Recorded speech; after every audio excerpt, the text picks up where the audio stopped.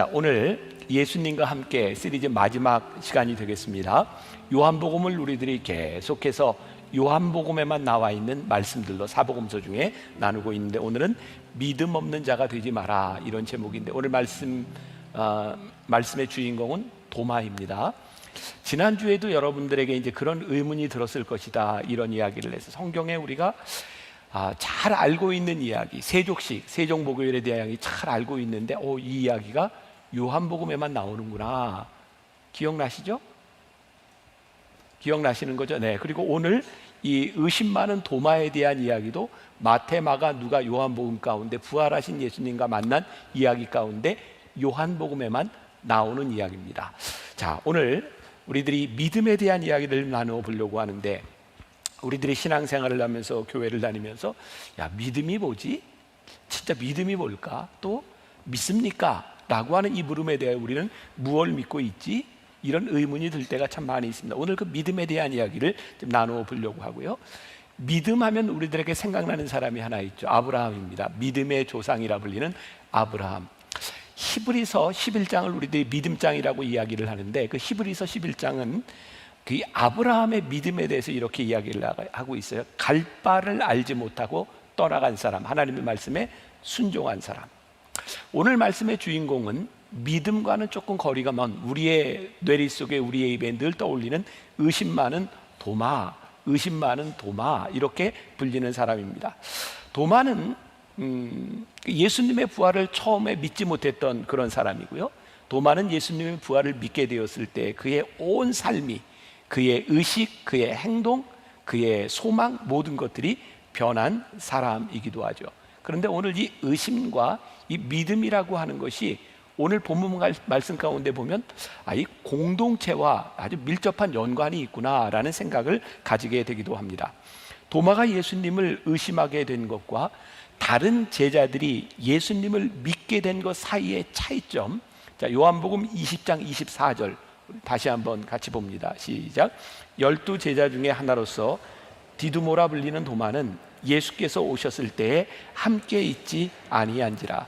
예수께서 오셨을 때, 언제? 부활하신 예수님께서 제자들에게 찾아오셨을 그때 이미 유다는 자살을 했고 11명의 제자만 남아있는데 10명의 제자만 모여 있었고 도마는 그 자리에 없었던 거예요. 왜 도마는 그 자리에 없었을까? 그냥 우리들이 상상해 볼 수 있는 거죠. 혹시 도마는 예수님이 십자가에 달리시고 예수님이 돌아가셨다고 하는 것 때문에 실망해서 공동체를 떠나가 있었을까? 아니면 도마에게는 그의 인생에 이 제자들과 모이는 것보다 더 중요한 일이 있었을까? 아무튼 우리들의 삶에는 이유들이 있습니다. 이 공동체 안에 우리들이 같이 하지 못하는 이유들은 얼마든지 있을 것 같아요. 그런데 도마의 믿음이 어떻게 시작하는가? 오늘 우리가 읽은 말씀이죠. 요한복음 20장 26절 우리 같이 봉독합니다. 시작. 여드레를 지나서 제자들이 다시 집 안에 있을 때에 도마도 함께 있고 문들이 닫혔는데 예수께서 오사 가운데 서서 이르시되 너희에게 평강이 있을지어다 하시고. 자, 여드레를 지나서, 여드레가 언제일까요? 10명의 제자들만 부활하신 예수님을 만났던 그 여드레가 지나서 예수님이 다시 찾아오셨는데, 그때의 도마는 이들과 함께 있었다. 한번 우리들이 지금까지 신앙생활을 해오던 우리의 모습들 한번 생각해 봅시다. 우리가 흔히 표현하는 은혜를 받았다, 우리들에게 믿음이 찾아왔다, 이런 순간들을 보면 나 홀로 기도하고 나 홀로 말씀을 들을 때보다 공동체와 함께 예배를 드리거나 공동체와 함께 기도를 하거나 공동체와 함께 했던 시간들을 통해서 우리들이 은혜를 받았던 경험들이 참 많습니다. 그런가 하면 우리들이 공동체를 떠나갔던 순간들도 있어요. 어떤 순간이었을까요? 가만히 생각해 보면 이 공동체에 있는 누군가에게 실망해서 누구 때문에, 타인 때문에 공동체를 떠나갔던 적도 있고, 혹은 신앙생활을 하다가 나 홀로 내 속에서 실족했을 때도 있어요. 우리는 실망하거나 실족하면 공동체를 떠나가게 되죠. 근데 사실은 우리들이 공동체를 떠나가고 싶을 때, 떠나가야 될 이유가 있을 때가 사실은 공동체에 붙어 있어야 되는 그런 순간인지도 모르겠어요. 데살로니가전서 5장 2절에 보면 우리가 잘 아는 말씀이 하나 나와 있는데, 주의 날이 밤에 도둑같이 이를 줄을 너희 자신이 자세히 알기 때문이라. 이런 말씀이 있어요. 주의 날이 언제까지 어떻게 도둑같이. 왜 이런 말씀이 나오고 있냐면 사도 바울이 데살로니가에 있는 교인들에게 편지를 썼을 때 그 데살로니가에 있는 교인들은 예수님의 재림을 갈망하고 있었어요. 그래서 우리들 신앙에 참 도전이 되는 이야기죠. 우리들이 말로는 주님 오시옵소서, 주님 만나뵙고 싶습니다. 하지만 오늘 주님이 재림하시면 여러분들 기쁘실 것 같아요? 좀 억울할 것 같아요? 조금 더 살고?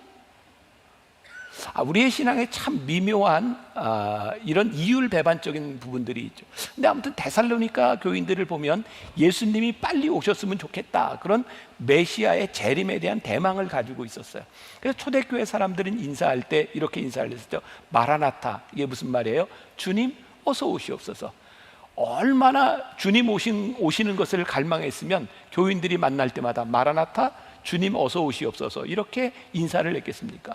그런데 주님이 언제 오실지 모르는 거예요. 근데 오늘 성경에서 뭐라고 표현하고 있냐면 도적같이 오신다. 그 시와 때는 아무도 모른다. 근데 한번 생각해 보세요. 시와 때는 알지 못하지만 주님이 오신다라고 믿는 사람에게는 그 시와 때가 별로 상관이 없을 것 같아요. 그런데 그거에 대한 믿음이 희박하면 희박할수록 그 시와 때를 알려고 하는 마음들이 있는 것. 그때를 좀 맞춰야지, 뭐 이런 생각들을 하고 그때일까라고 생각하는 것들이죠. 저 어렸을 때 예전에 부흥사 목사님들이 오시면 그런 얘기를 종종 하셨던 것 같아요. 우리 신앙의 선배들이 그런 이야기했죠. 만일 예수님께서 재림하신다면 예수님이 재림하시는 그 때와 시간은 언제일까? 아마도 비 오는 수요일 것이다. 그 예전에 그런 이야기들을 많이 하셨어요. 왜? 우리 공동체가 예배를 드리는데 제일 조금 모이는 날이 언제예요? 수요일 저녁이에요. 게다가 비까지 오면 더 하나요. 그게 무슨 이야기를 하고 싶었던 거예요? 사실은 여러분들이 제일 모이기 힘든 그 시간에 예수님이 오실지도 모르니 공동체에 붙어 있으십시오 라고 하는 말입니다. 오늘 도마를 통해 보는 굉장히 중요한 부분인데요, 어떤 이유였는지 모르지만, 그에게 어떤 개인적인 사정이 있었는지 모르지만 도마가 그 공동체에 함께 있었다고 하면 도마는 의심 많은이라고 하는 별명을 가지지 않았을 텐데 그는 공동체에 속하지 않았기 때문이다. 자, 이 코로나를 지나가며 많은 분들이 그런 염려들을 하고 있어요. 특히 10시 예배는 지금 어른들이 많이 오시는 예배니까, 야, 우리 다음 세대에는 과연 이들이 모일까? 예배 시간에 이렇게 예배를 드릴까? 라고 하는 두려움들이 우리 가운데 있어요. 근데 저는 이번 이 1년 코로나 어간을 지나가는 동안 하나님이 저에게 주신 큰 축복이 있는데, 이 코로나에 정말 많은 스케줄들이 취소되고 하면서 저는 기독교 역사 가운데 지난 한 1000년 동안 있었던 많은 고전들을 읽을 수 있는 기회가 있었어요. 그리고 그 1000년 가까이 그 시마다 때마다 다른 그 시기들의 고전을 읽으면서 깨닫게 된 게, 놀랍게도 오늘 우리가 하고 있는 이 비슷한 고민들을 그 시대에 깨어있는 사람들이 모두가 했어요. 그리고 우리가 지금 고민하는 것처럼 야, 이러다가 예배도 안 드리는 거 아니야? 라고 생각했지만 하나님께서는 그때마다 새로운 역사들을 일으키셔서 부흥의 역사와 성령의 역사와 믿음의 역사를 우리들에게 보여주시고 일으켜 주셨어요. 그래서 저는 믿음이 있어요. 하나님, 이 믿음에 감격했어요. 우리가 이 시기를 지나가며 어려운 이때에 우리가 실망하는 것이 아니라 우리들에게 새로운 믿음을 주실 하나님을 우리들이 믿으며 나아가겠습니다. 이런 믿음에 대한 소망을 가지고 또 오늘 말씀을 들으면 좋을 것 같아요. 자, 오늘 말씀 우리가 잘 아는 도마의 의심에 관한 내용인데요, 또 제가 요 근래 돌아가신 오카는 목사님의 설교집과 또 이렇게 CD를 이렇게 들을 수 있는 기회들이 있었어요. 오카는 목사님 설교 중에 굉장히 인상적인 게 하나 있었는데 잘 생각하고 들어보셔야 됩니다. 교회의 타락은 언제부터인가? 부활을 기념하는 데서 교회의 타락이 시작했다. 부활을 기념하는 데서. 언제부터인가? 아니, 2000년 역사 가운데서 교회가 타락하는 시점들이 있는데 부활을 믿는 것이 아니라 부활을 기념하기 시작하면서 교회는 타락하게 되었다는 거예요. 자, 여러분들, 우리들이 무언가를 기념한다고 하는 것을 생각해 봅시다. 그게 어떤 의미일까? 기념한다고 하는 것은 뭔가 생생한 역사가 우리들에게서 사라지기 시작할 때 우리는 그날을 기념해요. 우리들이 생일도 이렇게 기념하죠. 또 결혼 기념일도 이렇게 기념하죠. 어떤 분이 그런 이야기를 하더라고요. 남편이 갑자기 아내의 생일과 아내의 결혼 기념일을 잘 챙기기 시작하면 의심해라. 뭔가 일이 일어나고 있다. 사람들이 기념일을 잘 챙기는 이유 가운데 하나는 실제적이지 않고 기념일로 뭔가를 대신하려고 하는 거죠. 그런 위험의 징후를 우리는 지금 현대 교회에서 많이 보게 됩니다. 놀랍게도 지난 10년 동안에 우리 교회 안에도 있었던 변화들이 있는데, 부활절 예배나 크리스마스 예배나 송구영신 예배 때가 되면 다른 예배 때보다 훨씬 더 많은 사람들이 참여합니다. 저는 이번에 송구영신 예배 온라인 그 예배를 드리면서도 깜짝 놀랐는데, 여러분 온라인에 접속한 사람이 송구영신 예배 5만 명이 넘습니다. 우리 교회. 놀래주세요. 놀랍지 않습니까? 그런데 어떻게 이런 현상이 일어나는가? 사람들이요, 제대로 신앙생활을 못하고 이 믿음이 우리들의 삶 속에서 체험되지 못하니까 그것만이라도 기념해야 되겠다는 생각이 드는 거예요. 여러분, 우리들이 믿는 것과 기념하는 것은 다른 차원의 문제고, 그런 면에서 옥하는 목사님이 말씀하셨던 부활을 기념하면서 교회는 타락하기 시작했다는 말은 분명히 의미가 있는 거예요. 오늘 여러분들에게 제가 믿음의 도전을 드리고 싶은 거예요. 우리는 부활을 믿는가, 부활을 기념하는가? 오늘 본문 요한복음 20장 24절 다시 봅니다. 12 제자 중에 하나로서 디두모라 불리는 도마는 예수께서 오셨을 때에 함께 있지 아니하니라. 말씀 속의 상황, 예수님이 부활을 하셨어요. 이미 제자들에게 나타나셨어요.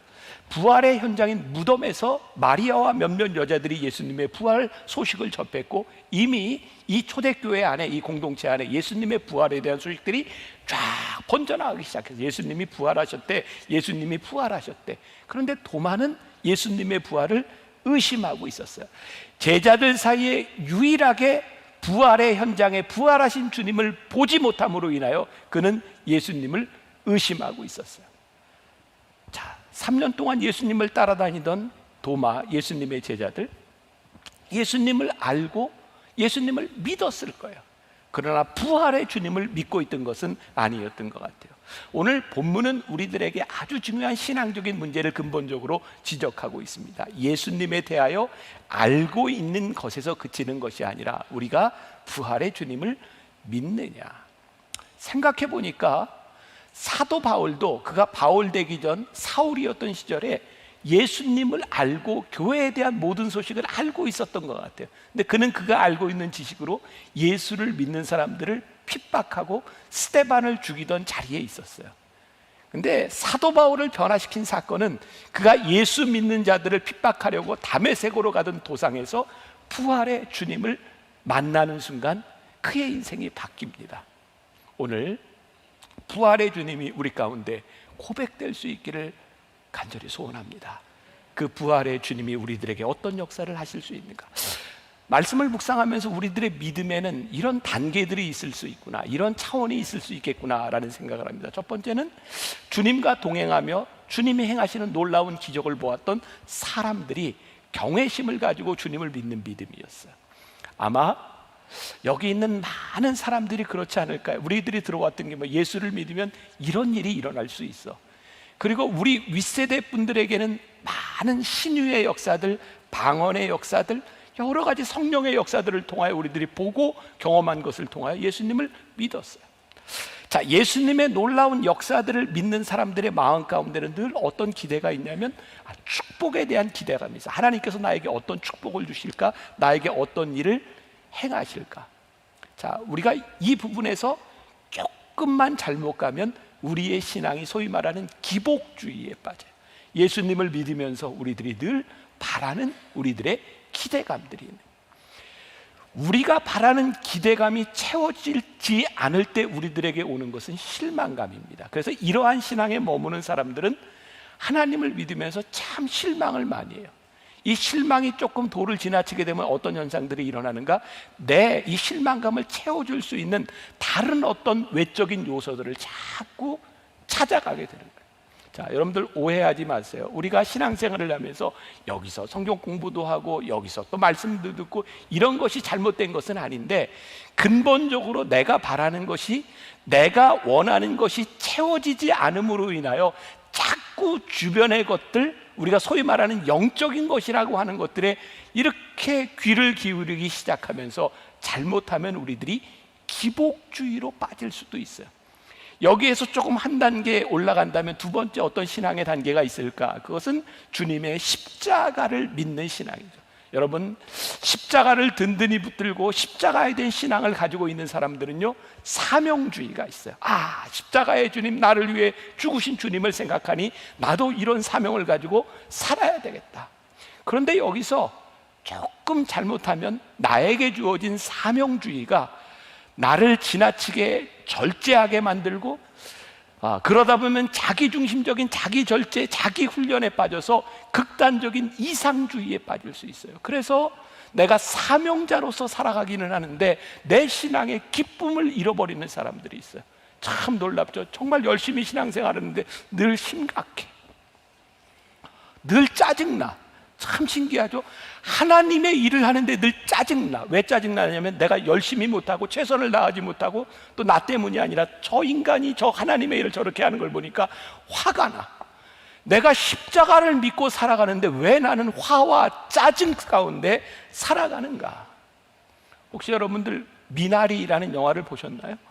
하도 영화가 그냥 하도, 그래서 제 아내하고 한 몇 주 전에 영화를 봤어요. 그래서 극장에 갔더니 아무도 없이 제 아내하고 둘이만 영화를 봤어요. 참 놀랍게.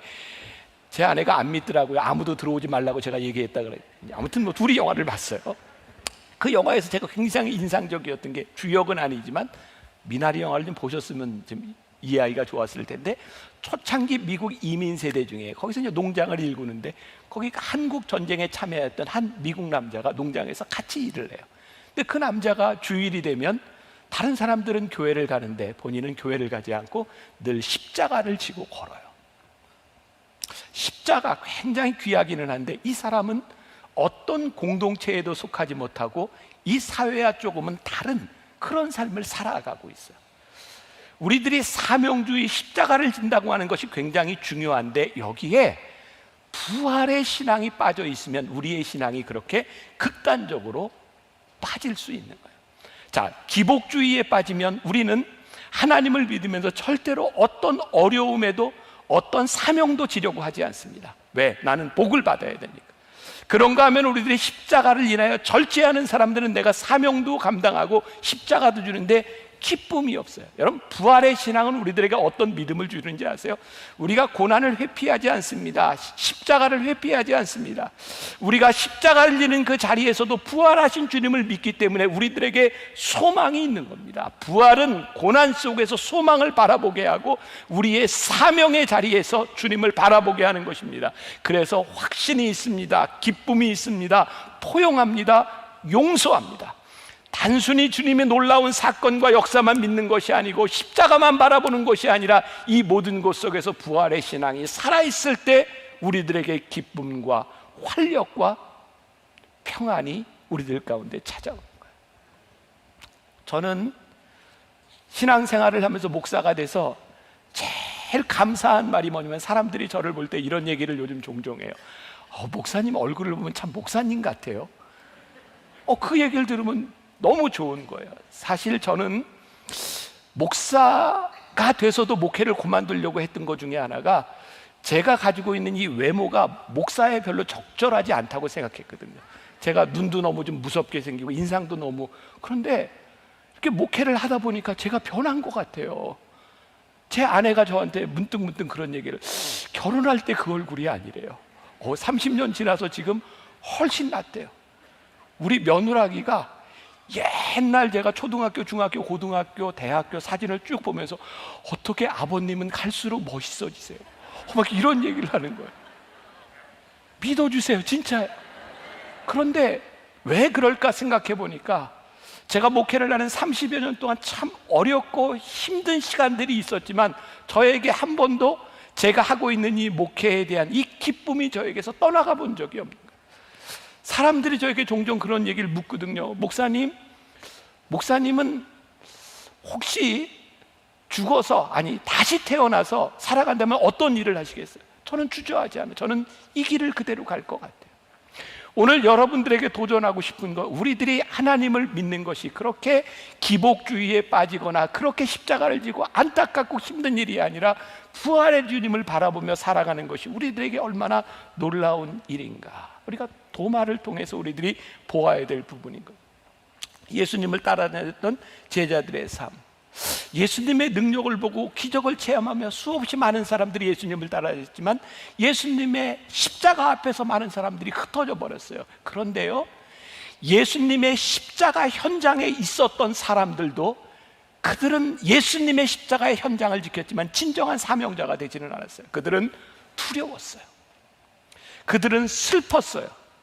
그들을 사명자로 만들어준 것은 부활하신 주님을 만나면서 그들이 사명자로 바뀌어요. 사도행전 7장에 보면 우리가 잘 알고 있는 스데반의 순교 이야기가 나옵니다. 아시죠? 최초의 순교자, 그가 죽음을 기꺼이 맞이했던 순교자. 그런데 제가 오늘 말씀을 묵상하다가 이 스데반을 보면서 우리들이 죽음을 맞이한 순교자라고 이야기하는 것은 지금 잘못된 표현이겠다는 생각이 들었어요. 스데반이 죽는 순간에, 사람들이 돌을 던져 죽이는 그 순간에 성경이 뭐라고 이야기하고 있어요? 하늘 문이 열리고, 그리고 스데반이 자기에게 돌을 던지는 자들을 향하여 주님, 저들의 죄를 용서하여 주옵소서라고 기도하며 죽어가는 스데반의 얼굴이 해같이 빛나며 하늘 문이 열렸다라고 되어 있어요. 저는요, 이것이 그의 죽음의 순간이 아니라 영광스러운 삶에 참여하는 순간이었구나, 그것은 순교자의 죽음에 대한 순간이 아니라 영광스러운 자리로 옮겨지는 순간이었구나. 이 부활의 주님을 바라본다고 하는 것은 우리의 신앙을 송두리째 바꿔놓는 일입니다. 자, 다시 이야기합니다. 예수님이 십자가에 달리시기 전에도 예수님을 믿었던, 그 예수님을 믿었던 사람들이 있고, 십자가에 달리실 때 십자가의 현장에서 예수님을 믿었던 사람들도 있고, 그리고 부활하신 주님을 만나며 신앙생활을 한 믿음의 사람들이 있는 거예요. 요한복음 20장, 우리가 전체를 보지 않았지만 요한복음 20장은 부활하신 이후 부활의 주님을 만났던 여러 사람들의 이야기가 나와 있어요. 그 중에 막달라 마리아와 여러 여인들이 슬픔에 쌓여서 예수님의 무덤을 찾아갑니다. 우리가 잘 알고 있는 아리마대 요셉과 그리고 니고데모가 향유, 그 예수님의 시신에 바를 그 향유를 가지고 예수님의 무덤을 찾아가죠. 근데 거기가 빈 무덤이었어요. 슬펐어요. 웁니다. 왜 울었을까요? 마리아와 예수님의 무덤을 찾아갔던 사람들의 마음 가운데는 예수님에 대한 사랑과 예수님에 대한 추억이 있었어요. 주님은 나에게 그런 분이었어요. 그런데 예수님의 시신이 없으니 그들의 추억에 담아둘 실체가 보이지 않는 거예요. 슬펐어요. 눈물을 흘렸어요. 근데 거기에 너희들이 누구를 찾느냐 말씀하시고 동산지기인 줄 알았는데 그분이 예수님이라는 것을 알고 그들이 기쁨을 회복하죠. 자, 여러분들 추억이라는 걸 생각해 보세요. 추억은 있지만 그 추억은 소망과 기쁨은 존재하지 않습니다. 추억은 시간이 지나면 사라져 버리는 거예요. 부활하신 주님이 우리 가운데 있지 않으면, 생생하게 우리 가운데 역사하지 않으면 우리의 신앙은 추억이 되고 시간이 되면 사라져 버리는 거예요. 10명의 제자들의 모습이 어떠했을까요? 성경에 보면 부활하신 예수님을 만났던 그 제자들, 그 전의 제자들이 모여 있었어요. 예수님이 십자가에 달리셨다는 이야기를 듣고 예수님이 처음 찾아오셨을 때 그들은 문을 걸어 잠그고 그들은 집안에 모여 앉았어요. 이유가 무엇일까요? 이전의 제자들은 예수님과 함께 다니면서 기적을 행하시고 예수님이 행하시는 말씀을 같이 그 옆에 들으면서 어깨를 활짝 피고 굉장히 잘난 척하던 사람들이었어요. 막 예수님께로 사람들이 막 찾아오니까 제자들은 애들은 가 아무나 오는 자리가 아니야. 막 이렇게 뻐기면서 우리 예수님과 함께하는 사람들이야. 그런데 그들이 예수님이 십자가에 달리시고 나니 그들끼리 모여서 문을 걸어 잠그고 안에 두려움으로 떨고 있었던 사람이에요. 그러지 않았을까요? 우리와 함께 하시고 십자가에 죽으신 예수님을 믿고는 있지만 부활하신 주님이 아직 그들에게 만나지지 않으니까 예수님을 믿는 그들에게 두려움이 찾아오는 거죠. 어떤 두려움? 나도 예수 믿다가 저렇게 잘못되면 어떡할까? 우리들이 신앙생활을 하면서 우리들의 삶에 찾아오는 두려움이라고 하는 것들은 그런 것이 아닐까요? 부활의 주님이 우리 가운데 살아계시지 않을 때 우리들에게 찾아오는 두려움. 오늘 아주 흥미로운 사실을 저는 발견하게 됩니다. 이건 저의 관점이겠죠. 자, 요한복음 20장 21절에 보니까 오늘 우리가 함께 읽지 않았는데, 아버지께서 나를 보내신 것 같이 나도 너희를 보내노라. 부활하신 주님께서 제자들을 찾아와서 말씀하신 것이 뭐냐면 바로 소명이었어요. 아버지께서 나를 보내신 것 같이 나도 너희를 보내노라. 부활하신 주님이 우리 가운데 오셔서 그 부활하신 주님을 만나고 우리들이 고백하기 시작할 때 우리들이 살아가는 이 세상이 더 이상 무서운 것이 아니라 우리들의 사역지가 돼요. 우리들의 삶에는 공포가 참 많습니다. 두려움이 많아요. 특별히 죽음이라고 하는 것들이 우리들에게 얼마나 큰 공포인가요? 저도 이제 나이가 들어가면서 죽음에 대한 생각들을 참 많이 하게 되는 거예요. 나는 어떻게 죽음을 맞이할까? 어떻게 잘 죽을까? 여러분, 우리들의 삶에 가만히 보면 모든 것들이 우리의 공포를 자극하는 일들이 참 많이 있습니다. 아무튼 돈을 벌려면 인간의 공포를 자극해야 돈을 법니다. 생각해 보세요. 건강 보조식품들 이게 선전하는 문구들을 보세요. 그거 안 먹으면 난 금방 죽습니다. 근데 안 먹어도 안 죽습니다. 그리고 생각해 보면 건강 보조식품만 다 먹으면 죽어도 안 죽어야 정상이에요. 이건 뭐 세상에 이건 뭐 만병통치니. 근데 인간의 공포심을 계속 자극하는 거죠. 여자분들 화장품 선전 많이 하잖아요. 화장품 선전 보면서 어떤 느낌이 드세요? 이야, 저거 안 바르면 나는 금방 늙겠구나, 이런 생각 들지 않으세요? 가끔 그런 고민이 생기죠. 저 배우는 화장품을 발라서 예뻐졌을까? 예뻐서 화장품 선전을 하는 걸까? 곰곰이 생각해 보세요. 뭐가 뭔지. 근데 우리는 저거 안 바르면 뭔가 지금 문제가 생길 것처럼 생각하죠.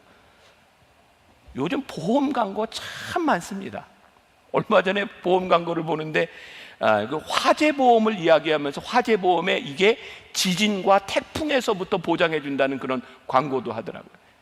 생각해 보세요. 우리가 살다가 집에 불날 확률이 얼마나 되며 불나는 그 집에서 태풍과 지진까지 올 확률이 얼마나 될까? 근데 우리들 그 보험을 안 들면 불안한 거예요. 결국 보니까 우리들을 둘러싸고 있는 모든 것들, 우리를 불안하게 하는 모든 요소들이 뭐냐면 바로 공포인 거예요. 노후에 대한 두려움, 젊은 세대의 절망감들. 여러분, 우리들이 살아가는 이 삶에 우리를 두렵게 하고 절망하게 만드는 일들은 우리의 현실입니다. 그러니까 오늘 이 현실을 부정하는 것이 아니라 이 세상의 공포와 이 세상의 두려움 가운데서 문을 걸어 잠그고 있었던 제자들에게 찾아오셔서 예수님께서 하신 말씀이 뭐냐면 너희에게 평강이 있을지어다. 참 놀랍죠. 주님께서 제자들에게 평강이 있을지어다 라고 말씀하시며 그들을 다 어디로 보내세요? 사역지로, 사명의 자리로 다 보내시는 거예요.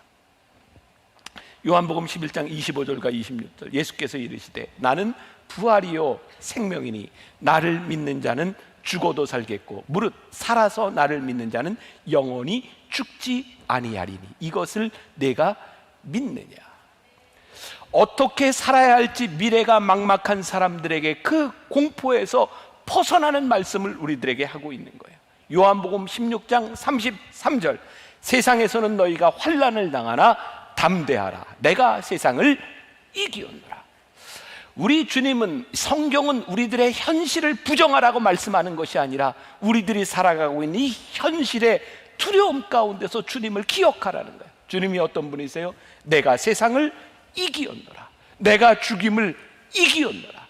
그 주님이 우리들에게 찾아오셔서 우리들에게 뭐라고 말씀하세요? 평안할지어다. 오늘 말씀을 듣고 있는 우리들에게 복음의 능력이 우리들에게 살아서 오늘 이 시간 우리들에게 말씀하시는 주님의 음성, 여러분들과 저에게 평안이 있을지어다. 이룰지어다. 이 말씀이 우리들에게 고백되기를 간절히 소원합니다. 여전히 두려운 이 세상 가운데서 우리들에게 평안을 말씀하시는 우리 인생의 가장 큰 기적이 무엇일까요? 저는 의심하는 인생이 믿음을 가지는 인생으로 바뀌어지는 것만큼 큰 기적이 없다고 생각해요. 자, 다시 요한복음 20장 25절로 갑니다. 다른 제자들이 그에게 이르되 우리가 주를 보았노라 하니 도마가 이르되 내가 그의 손에 못자국을 보며 내 손가락을 그 못자국에 넣으며 내 손을 옆구리에 넣어보지 않고는 믿지 아니하겠노라 하니라. 제가 말씀을 이렇게 묵상할 때, 나눌 때 그런 얘기 많이 하죠. 우리 말씀을 볼 때 우리 감정이입을 해서 그 사람들 속에 들어가서 한번 이 말씀을 보자. 한번 여러분들 생각해 보세요. 이 상황을 문을 꼭꼭 걸어 잠그고 있던 제자들에게, 10명의 제자들에게 예수님께서 나타나셔서 그 10명의 제자들이요 부활하신 예수님을 만난 거예요. 내가 주를 만났어, 주를 봤어. 이 제자들이 이야기하고 있는 이 분위기가 어떤 분위기였을까요? 그 10명의 제자들이 다 본 거예요. 여러분 그런 상상을 해보세요. 10명의 남자들이 이야기를 하는데 그 중에 군대 갔다 온 사람이 한 2명쯤 되고 8명은 방위를 갔더니 군대를 안 갔어. 한 사람이 군대 얘기를 그래요. 내가 군대에 있을 때 말이지. 그랬더니 한 사람이 이렇게 맞장구를 쳐주지만 그래 나도 군대에 있을 때. 8사람이 그거 싫어해요. 다른 얘기 하려고요. 상승작용이 일어나지 않아요. 여러분 군대 얘기는 언제 신나는지 아세요? 군대 갔다 온 사람들이 다 자기 군대 얘기를 할 때마다 정말 놀라운 신화가 만들어져요. 군대에 그런 일이 세상에 막 저는 그런 분위기를 이끌어요. 10명의 제자들이 내가 예수님 그 나도 봤는데 그 예수님이 말이야 그래 나도 봤잖아. 막 봤어. 막 봤어. 근데 여기 누구만 못 봤어요? 토마만 못 본 거예요. 아마 그 상황 가운데서 도마는 더 믿기 싫었을 것 같아요. 그러니까 이렇게 반대로 나오는 거죠. 그래 나는 예수님의 손에 못자국을 보고 옛구리에 손을 넣어보지 않으면 나는 믿지 않을 거야. 끝까지 의심해 보겠다는 거죠. 그런데 그 의심하는 것만큼 불행한 것이 없는 거예요. 의심할 때의 마음의 평안을 잃어버리게 되는 거죠. 오늘 말씀을 그런 시각에서 보니까 26절에 여드레를 지나서 제자들이 다시 집안에 있을 때에 도마도 함께 있고 문들이 닫혔는데, 저는 이 문들이 닫혔는데를 도마의 마음의 상태로 이해가 되는 거예요. 다른 제자들은 다 만났는데 도마의 마음이 닫혀 있는 거예요. 예수께서 오사 가운데 서서 이르시되 너희에게 평강이 있을지어다 하시고 예수님께서 도마에게 자 만져보라 이렇게 말씀하세요. 오늘 의심으로 가득 찬 우리들에게 찾아오셔도 주님이 말씀하세요. 너희들이 만져보라 라고 말씀하세요. 요한복음 20장 31절에 우리들이 읽지 않은 말씀이죠. 이렇게 되어 있어요. 오직 이것을 기록함은 너희로 예수께서 하나님의 아들 그리스도이심을 믿게 하려 하며 또 너희로 믿고 그 이름을 힘입어 생명을 얻게 하려 함이니라. 사도 요한이 이 말씀을 기록한 이유가 우리로 하여금 부활하신 주님을 만나고 너희도 믿게 하려 함이다 라고 말씀하고 있어요. 도마가 예수님의 창자국과 못자국을 보고 그가 주님을 고백했을 때 요한복음 20장 29절에 예수께서 이르시되 너는 나를 본고로 믿느냐 보지 못하고 믿는 자들은 복되도다 하시니라. 오늘 말씀을 이제 마무리하고 우리 같이 찬양하려고 하는데, 저에게 있어서 제 삶이죠. 언제 내 삶은 가장 복되었을까? 저도 어렸을 때부터 목사의 아들로 태어나서 정말 수없이 말씀을 들으며 주일학교를 다니며 그렇게 신앙생활을 했던 사람. 내 삶을 진짜 복되게 내 삶을 역동적으로 바꾸어줬던 일은 딱 한 가지였어요. 주님이 나를 여기에 세워주셨고 주님이 나와 함께 하실 것이고 주님께서 내 길을 인도하실 것이라고 하는 그 믿음이 저를 붙잡아 주었어요. 다시 여러분들에게 말씀드려요. 여러분들이 아시지만 제가 사는 제 삶의 현실에도 저는 많은 어려움도 있고 저는 육체의 가시도 있고 참 힘든 일들을 많이 지나가고 있는데 제 속에서 빼앗아 갈 수 없는 게 딱 한 가지 있어요. 그것은 하나님께서 저를 보내신 저의 소명이에요. 저에게는 늘 그런 꿈이 있어요. 딱 한 가지 소원이 있다면, 하나님, 제가 이 땅에서 살아 숨쉬는 동안 저에게 맡겨진 소명을 잘 감당하고 가면 좋겠어요. 그런데 그렇게 이 거룩한 소원을 가지고 기도하는데도 내가 생각하는 잘이라고 하는 내 소원대로 되는 건 아니에요. 참 신기하죠. 난 진짜 목회 열심히 하고 싶은데 조금만 열심히 하면 아파요. 그때마다 하나님, 저 잘하고 싶은데 왜 그러세요? 근데 금방 깨닫게 되는 게 있어요. 너는 태생적으로 안 아프면 네 맘대로 하잖아. 그러니까 너는 여기서 한번 딱 꺾어놔야 돼. 그게 하나님이 나를 잘 가도록 인도하시는 것이라는 것을 믿음으로 고백하게 돼요. 어려움은 어려움인데 내 사명의 자리에서 분명히 십자가가 있는데 부활의 주님을 바라보며 나로 하여금 이 길을 가게 하는 것. 도마의 놀라운 고백글을 바꿔놓은 것이 뭐예요? 요한복음 20장 28절과 29절. 도마가 대답하여 이르되 나의 주님이시여 나의 하나님이시니이다. 예수께서 이르시되 너는 나를 본고로 믿느냐? 보지 못하고 믿는 자들은 복되도다. 오늘 우리들에게 이 의심의 구름이 사라져야 우리들에게 확신이 오고, 우리들에게 이 확신이 돌아와야 우리들에게 소망이 생기고, 소망의 끈을 놓지 않아야 우리들이 이 소망의 길을, 믿음의 길을 끝까지 갈 수 있는 거예요. 오늘 여러분들 이 도마를 통해서 저는 그런 생각에, 의심 괜찮아요. 주님이 우리들에게 보여주시고 알려주시고 만지게 하실 거니까. 그러나 우리들이 주님을 알려고 하는 데서 끝나는 것이 아니라 우리들의 마음에 주님을 믿으려고 하는 소원이 있을 때, 그 믿음이 우리 속에 들어올 때 오늘 우리들에게 평안하라, 평안하라 말씀하시는 주님이 여러분들 가운데 임하기를 주님의 이름으로 간절히 축원합니다.